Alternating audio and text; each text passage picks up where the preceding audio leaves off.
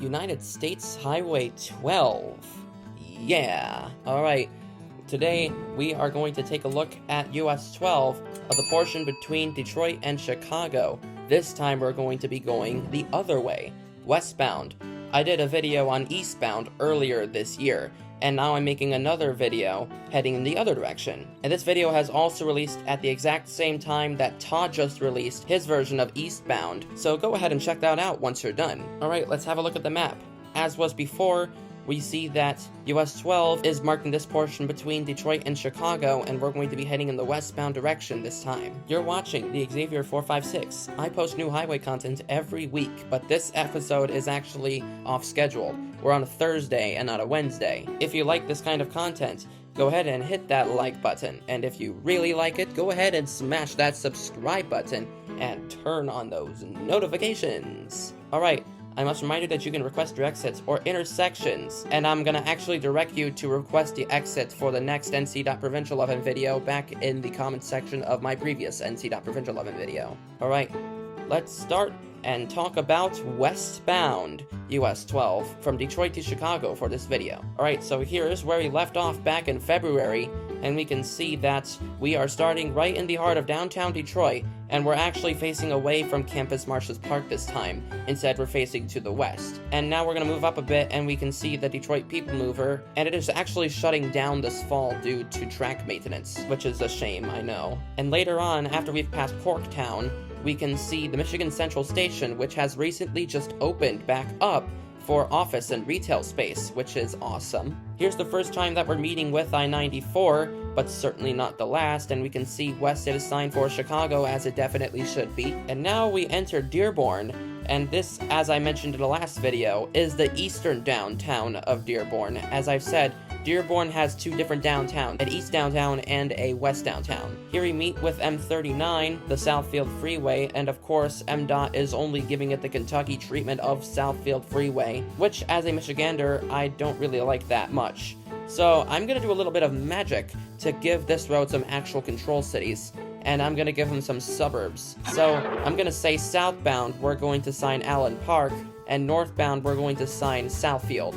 This should be better. And here is the west downtown Dearborn. As I mentioned in the last video, here we meet with US 24, Telegraph Road, which is the only thing it gets. Here we meet with I-275 after we passed Inkster and Wayne, and we can see north is getting signed for Flint, and south is signed for Toledo in the distance. Later on, we split with a business route that is heading into downtown Ypsilanti, and it is the one that is going on Michigan Avenue. We're continuing as our own independent highway to connect with I-94, and here is where we become concurrent with I-94, and we can see that MDOT has put up some California-style freeway entrance signs, just to let you know that you're becoming concurrent with I-94. And here's where we split off of I-94, and US 12 West is signed for Saline. I don't know if that's really the best choice. We can also see I-94 is meeting with US 23 later, which is signed for Toledo and Ann Arbor. I mean, we're kinda already close to Ann Arbor at this point, so I guess Flint would be the move here. And here, after we've split off of I-94, we can see our first mileage sign, and Saline is the top line, of course, because Michigan is another state that likes to do secondaries. And we can see Coldwater is on the bottom line at 75 miles away. So yeah, big swing heading westbound as well as eastbound, so awesome stuff. Here is where US 12 meets with US 23, getting the exact same control cities that I just mentioned, Toledo for south and Ann Arbor for north. And then, right after, we get another mileage sign with Saline and Coldwater, this time being 6 and 73 miles respectively. And I'm not going to be showing any more mileage signs in this stretch because it's all Coldwater on the bottom line from here. And here we pass by the Michigan International Speedway once again, and here is where we meet with US 127, which is getting signed south for Hudson and north for Jackson. And we can see we're still getting an up arrow for Coldwater. As we approach Coldwater, we meet with I-69, which is getting signed north for Lansing and south for Fort Wayne. Good choices there. And here we're meeting Business 69 in Coldwater, which is getting signed south for Fort Wayne, which is what normal 69 is signed for. And here in Coldwater, we get our own up arrow control city, and it is Sturgis. On the mileage sign, Bronson is 10 miles away, and Sturgis is 20 miles away. Double the distance of how far Bronson is. Cool. However, once we're past Bronson, Sturgis becomes the top line because there's nothing in between Bronson and Sturgis, and Niles got thrown onto the bottom line because that is our next primary, and it is 59 miles away. Good stuff.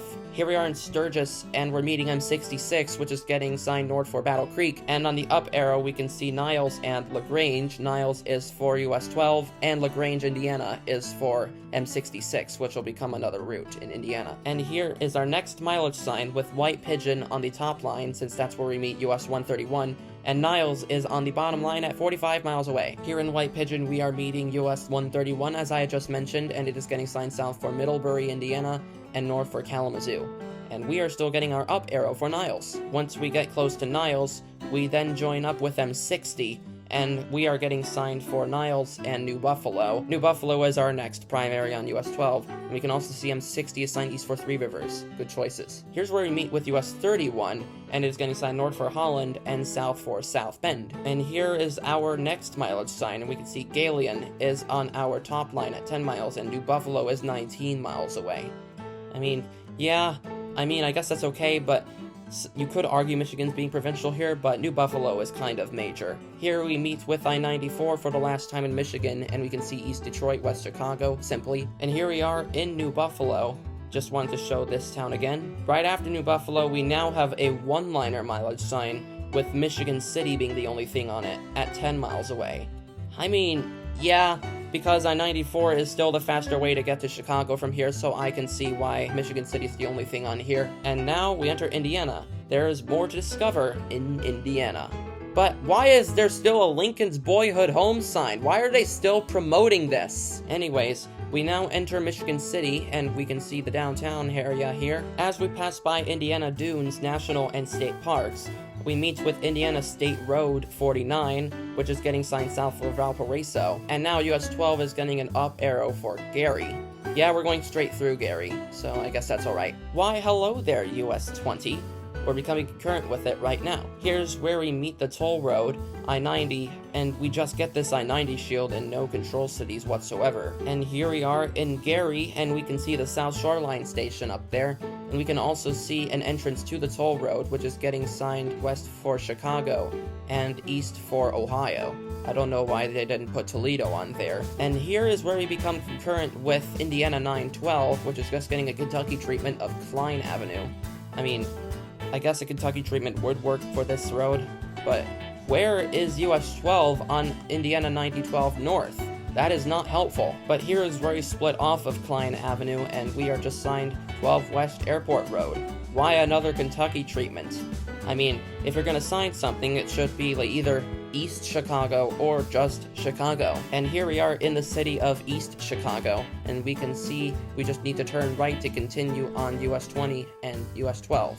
US 20 had left us for a little bit, and now we're joining back up with it. And here we meet up with US 41, forming a triple highway concurrency. Here is where we meet the ramp to the Chicago Skyway, which is still I-90, and we are still Indianapolis Boulevard. But where are our shields? You should have an I-90 shield on Chicago Skyway, and a US 12, US 20, and US 41 shield on Indianapolis Boulevard. What are you doing? And after we crossed into Illinois, we meet the ramp to I-90 West for the Chicago Skyway toll bridge. Here's where US 12 and US 20 leave US 41 as US 41 continues north towards Lakeshore Drive. And here's the end of our journey back at the 95th and Dan Ryan CTA Red Line station, right at I-94, and right to the south of the 94 and 57 interchange. And that is it for this gimmick video.